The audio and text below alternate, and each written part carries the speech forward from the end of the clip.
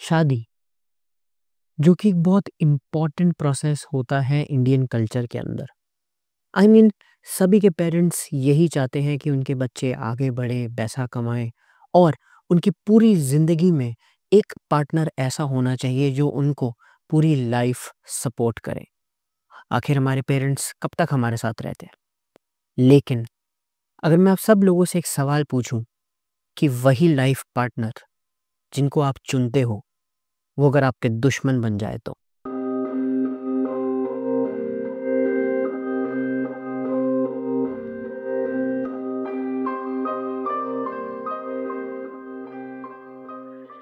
Hello दोस्तों, welcome back to another case, another episode with मी।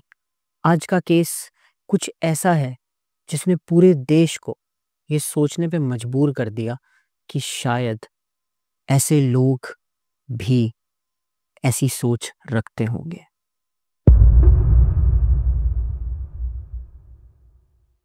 गौर से देखिए इस वीडियो को। इस वीडियो के अंदर आपको एक फैमिली नज़र आ रही होगी जो बहुत अच्छा सेलिब्रेट कर रही है, नाच रही है, खुश है। इनमें से एक बंदा जिसका नाम है सौरभ राजपूत, लेकिन उसे क्या पता था कि ये वीडियो उसकी आखिरी वीडियो होगी। 18 मार्च 2025 मेरठ पुलिस के पास एक ऐसा केस आया जिसने पूरे पुलिस को हिला कर रख दिया था। दो बंदे भागे भागे आते हैं पुलिस के पास ये बताने के लिए कि हम एक घर के सामान इधर से उधर ट्रांसफ़र कर रहे थे और लोडर में चढ़ा रहे थे, और इतने में ही उन्हें मिलता है एक ब्लू कलर का ड्रम। वो ड्रम इतना भारी था कि वो उनसे उठाया नहीं गया। जब उनको हिलाने में थोड़ी सी मुश्किल हुई तो वो ड्रम अपने आप गिरकर खुल गया और उसमें से इतनी तेज़ स्मेल आ रही थी कि वहाँ पे खड़ा होना भी मुश्किल था। ये सब आम इंसान को सोचकर बहुत अजीब लगेगा। खैर, वो तो फिर भी पुलिस थी। पुलिस तुरंत उसी घर पर पहुंच गई। वो घर था सौरभ राजपूत और मुस्कान रस्तोगी का। इस घर में इस ड्रम को देखकर पुलिस को शक हुआ और इसलिए उन्होंने इस ड्रम को लगभग 4 पुलिस ऑफिसर्स के साथ में एक लोडर पे चढ़ाया और उसको इन्वेस्टिगेशन के लिए भेज दिया। इन्वेस्टिगेशन की रिपोर्ट्स बहुत ज़्यादा सरप्राइजिंग थी। जब इन्वेस्टिगेशन में चीज़ पता लगी कि उस ड्रम में सीमेंट और कुछ बॉडी के पार्ट्स मिले हैं। ये सारे बॉडी पार्ट्स सौरभ राजपूत के थे, वही बंदा जिसको आपने थोड़ी देर पहले इस वीडियो में नाचते हुए देखा। सौरभ राजपूत जो कि एक मर्चेंट नेवल ऑफिसर था और वो इंडिया लंदन से आया था अपनी बेटी पीहू का जन्मदिन बनाने के लिए। हम सब लोग यही सोच रहे होंगे कि इस बंदे के साथ ऐसा क्या हो गया कि अभी थोड़ी देर पहले वो इतना खुश था और अब वो इस दुनिया में नहीं है। इस पूरे केस को समझने के लिए हमें चलना पड़ेगा 9 साल पहले 2016 के अंदर, जब मुस्कान और सौरभ की मुलाकात हुई। रिपोर्ट से पता लगता है कि मुस्कान के नाना जी एक बहुत बड़े ज्योतिष थे एंड वो अक्सर सौरभ के घर आया जाया करते थे एंड वहीं पर मुस्कान और सौरभ की मुलाकात हुई। मुस्कान और सौरभ की मुलाकातें इतनी जल्दी प्यार में बदलने वाली थी किसी को पता भी नहीं था, क्योंकि उन दोनों को पहली नज़र में ही आपस में अट्रैक्शन हो गई और यही दोस्ती प्यार में बदल चुकी थी। इसलिए वो दोनों डिसाइड करते हैं कि वो एक दूसरे से शादी करेंगे, लेकिन इनके पेरेंट्स, इनकी फैमिली इस रिश्ते से बिल्कुल भी मंजूर नहीं थी। इसलिए वो अपने पेरेंट्स के खिलाफ जाकर कोर्ट मैरिज करते हैं। सौरभ राजपूत उस समय मर्चेंट नेवी के अंदर था एंड उसको अक्सर अपने घर से दूर काम करना पड़ता था। इसीलिए अपनी जॉब के 6 महीने बाद ही उसने जॉब छोड़ दी ताकि वो मुस्कान को ज़्यादा टाइम दे सके और वो सौरभ के घर रहने लगे। मुस्कान अक्सर सौरभ के साथ लड़ती थी, झगड़ती थी, क्योंकि उसको सौरभ के साथ अलग घर में रहना था। ये झगड़े इतने बढ़ चुके थे कि सौरभ ने डिसाइड किया कि वो मुस्कान के साथ अलग घर में रहेगा और सौरभ ने अपना घर छोड़ दिया था। 2019 के अंदर सौरभ और मुस्कान का रिश्ता इतना पक्का हो गया कि उनकी एक बेटी पीहू का जन्म होता है एंड इसी साल के अंदर मुस्कान मिलने वाली थी अपने क्लासमेट साहिल शुक्ला से। साहिल शुक्ला और मुस्कान रस्तोगी 8th क्लास तक क्लासमेट थे, लेकिन किसी वजह से साहिल को ये स्कूल छोड़ना पड़ा और वो दोनों अलग हो गए। लेकिन व्हाट्सएप पर बने रीयूनियन ग्रुप पे मुस्कान और साहिल फिर से दोबारा मिले। सौरभ डिसाइड करता है कि वो इंडिया से लंदन जाएगा अपनी जॉब लेने के लिए और पूरा घर, अपने बच्चे, अपने पेरेंट्स को इंडिया में ही मुस्कान के हवाले छोड़ देता है। मुस्कान जिसके पास इतनी रिस्पॉन्सिबिलिटीज़ थी, वो साहिल से मिलना शुरू करती है और यही मिलना साहिल के साथ उसको अट्रैक्शन की तरफ लेके जाता है। साहिल और मुस्कान, इनका मिलना इतना बढ़ चुका था कि मुस्कान अपने घर साहिल को बुलाती थी और उसके साथ में वो हर टाइप का नशा करती थी और अपनी ज़िंदगी को बहुत आराम से जी रही थी। उसने अपनी सारी हदें पार कर दी और ये तक भूल गई कि वो सौरभ के साथ में शादीशुदा है और उसकी एक बेटी पीहू भी है। सौरभ की गैर मौजूदगी में वो सब कुछ कर चुके थे। मकान मालिक से ये चीज़ देखी नहीं गई, इसलिए उसने सारी बातें तुरंत सौरभ को बता दी। पहली बारी में सौरभ को ये विश्वास नहीं हुआ था कि कोई उसे इतना धोखा दे सकता है, और वो भी वो इंसान जिसने उससे बेहद मोहब्बत की हो। जब भी सौरभ वापस आता और मुस्कान से बातें पूछता तो मुस्कान उसे नज़रअंदाज करके उसे टाल देती थी और धीरे धीरे मुस्कान ने अपने रंग दिखाने शुरू कर दिए। मुस्कान सौरभ को अक्सर बहुत ज़्यादा परेशान कर देती थी। ना वो घर का कोई काम करती थी और ना ही पीहू का ध्यान रखती थी, जिसे वो सारी चीज़ें सौरभ ही करता था।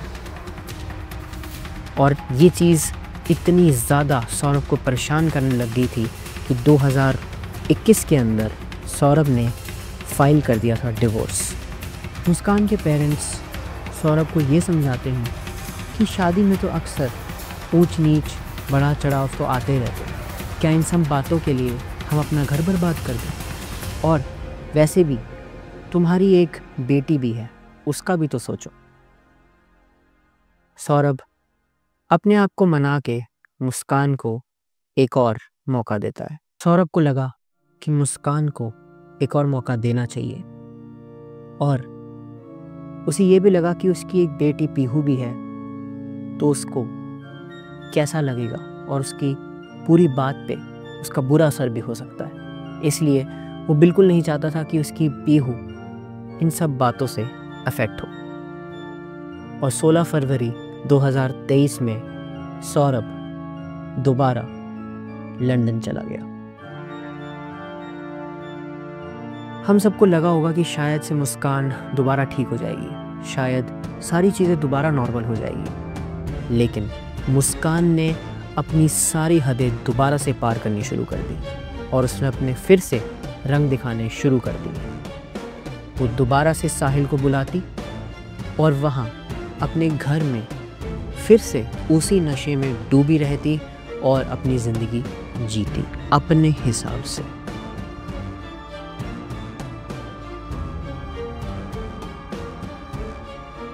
कैसे ना कैसे करके ये सारी बातें सौरभ तक पहुंच ही जाती थी। सौरभ अक्सर वीसी पे उससे बातें करता, उसे समझाता और अपनी फैमिली को बचाने की कोशिश करता था, लेकिन मुस्कान किसके सुनने वाले थी। इसलिए नवंबर 2024 में सौरभ मुस्कान को बताता है कि वो फरवरी 2025 में इंडिया लौट रहा है।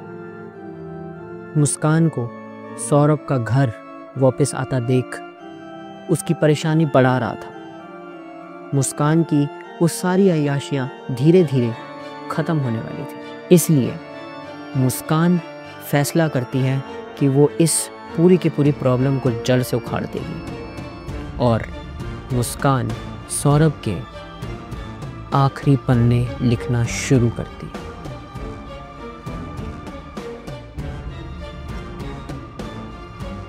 मुस्कान ने ये तय कर लिया था कि वो अब सौरभ को मार देगी और इसलिए वो साहिल के साथ मिलकर एक ऐसा प्लान बनाती है जिससे लोगों को कभी लगता ही नहीं कि सौरभ की हत्या हो चुकी है। She was actually planning for a perfect murder of Saurabh Rajput. काफ़ी मेहनत और काफ़ी रिसर्च के बाद साहिल और मुस्कान तय करते हैं कि वो सौरभ की बॉडी को सीमेंट के अंदर घोलकर बंद कर देंगे और उस ड्रम को किसी ऐसी जगह फेंक आएंगे जहां से उसका मिलना मुश्किल है। सौरभ के घर आने से 2 दिन पहले 22 फरवरी 2025 में मुस्कान बहाना मारती है एंजाइटी और डिप्रेशन का और डॉक्टर से स्लीपिंग पिल्स प्रिस्क्राइब करवा लेती है। उसने उस प्रिस्क्रिप्शन के ऊपर अपने आप से सर्च किए हुए और भी स्लीपिंग पिल्स का नाम खुद से ही लिखकर मेडिकल स्टोर से स्लीपिंग पिल्स मंगवा लेती है। ये प्लान इतना परफेक्ट था कि ये सोचना नामुमकिन है। 24 फरवरी 2025 ये वो दिन था जिस दिन सौरभ लंदन से इंडिया आ रहा था। उसके अगले ही दिन उसकी बेटी पीहू का जन्मदिन था और वो उसके लिए बहुत ज़्यादा एक्साइटेड था, लेकिन उसे क्या पता था कि वो उसकी ज़िंदगी के आखिरी पन्नों में से एक होने वाला था। उसी दिन की रात को एक पार्टी चल रही थी। मुस्कान ने उस ग्लास के अंदर जिसमें वो ड्रिंक पीने वाला था उसमें वो सारी स्लीपिंग पिल्स मिला दी, लेकिन इत्तेफाक से सौरभ ने वो ग्लास उठाया ही नहीं और उनका ये प्लान फेल हो गया। इसलिए उन्हें तुरंत एक और प्लान की ज़रूरत थी। 3 मार्च 2025 ये वो दिन था जिस दिन मुस्कान और साहिल सौरभ को मारने वाले थे, क्योंकि उनकी बेटी पीहू के एग्ज़ाम्स ख़त्म होने वाले होंगे और मुस्कान और सौरभ पीहू को उसके नानी के घर छोड़ के आएंगे। इससे अच्छा मौका उन्हें कभी नहीं मिलता। क्योंकि सौरभ और मुस्कान घर में अकेली होंगे। सौरभ की आदत थी कि वो जब भी घर आता था वो हमेशा खाना लेके आता था, इसलिए उसी रात को मुस्कान ने उससे घर में आई हुई सब्जी के अंदर ये स्लीपिंग पिल्स मिला दिए और सौरभ बेहोश हो गया। मुस्कान ने साहिल को फ़ोन कर घर पे बुला लिया और साहिल के आते ही मुस्कान ने उसको चॉपर दे दिया, लेकिन साहिल ने वही चॉपर मुस्कान को वापस दिया और बहुत ही सरप्राइजिंग बात बोली।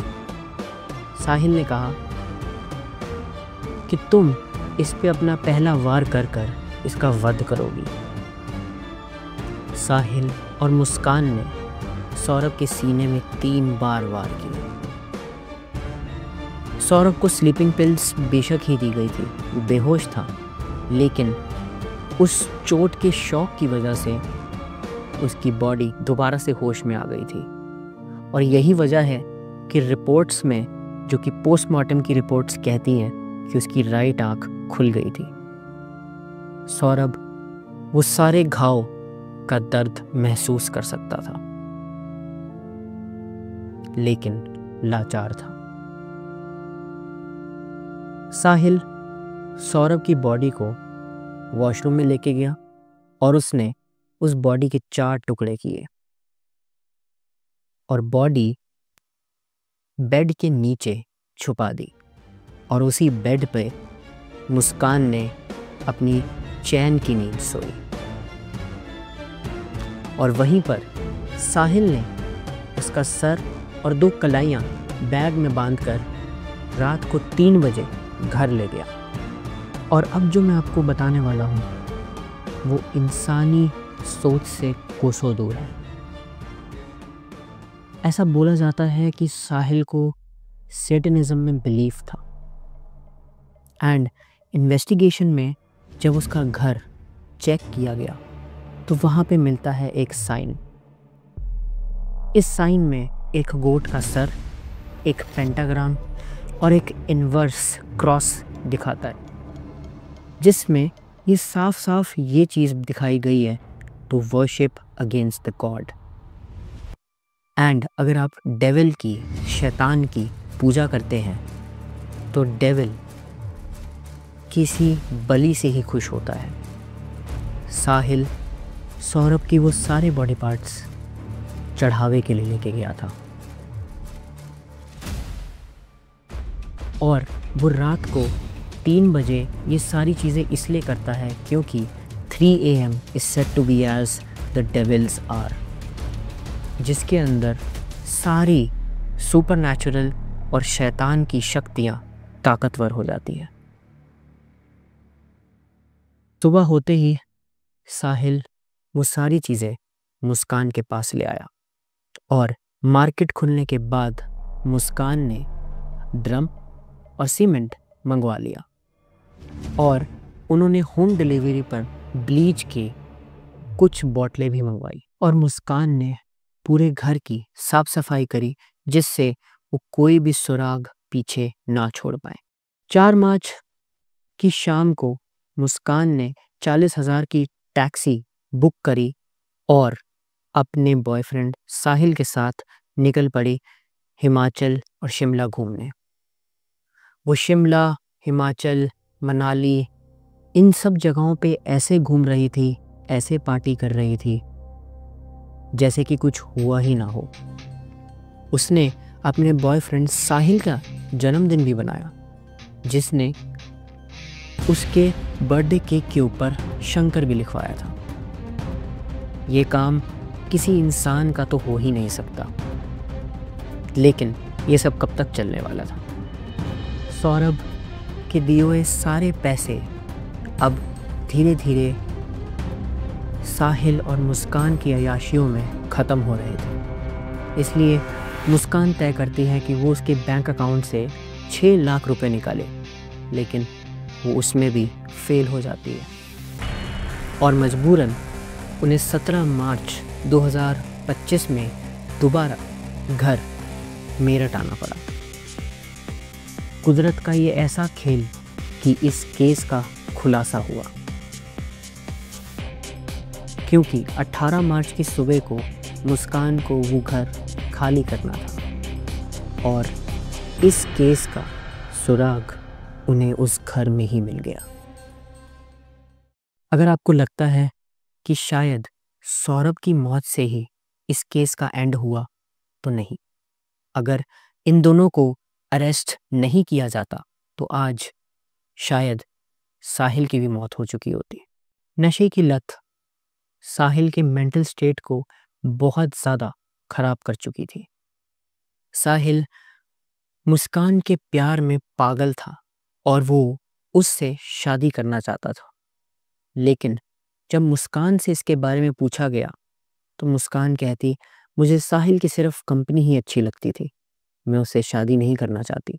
एंड साहिल स्नैपचैट पे अपने आप को मैसेज भेजता था और जब वो वापस मैसेज आते थे तो उसको लगता था कि शायद उसकी माँ उसे मैसेज कर रही है। ये चीज़ उसने मुस्कान को भी बताई, लेकिन मुस्कान के दिमाग में कुछ और ही चल रहा था। मुस्कान ने साहिल को ये कन्विंस करा दिया कि इसकी माँ का पुनर्जन्म हुआ है और मुस्कान का जन्म एक देवी के रूप में हुआ है जो सौरभ जैसे शैतान को मारने के लिए। और ऐसे करते करते मुस्कान ने साहिल को भी अपने इस मर्डर प्लान के अंदर शामिल कर लिया। जाहिर सी बात है कि अगर साहिल ज़बरदस्ती करता उससे शादी करने के लिए तो वो साहिल को भी मार देती। अगर वीडियो यहाँ तक देख लिया तो लाइक एंड सब्सक्राइब करना। हम मिलते हैं आपसे एक और केस के साथ में, एक और एपिसोड के साथ में। तब तक के लिए take care and thank you so much everyone for watching me. I hope you all are doing good.